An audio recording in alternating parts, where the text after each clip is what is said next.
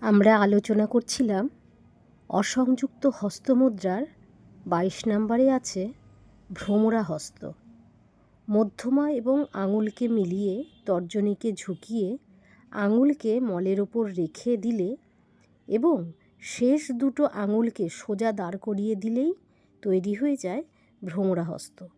এর প্রয়োগ হয় ভ্রমর পাখনা দেখাতে, কোয়েল, সারস ইত্যাদির দেখাতে এই ভ্রমরা হস্ত প্রয়োগ করা হয়।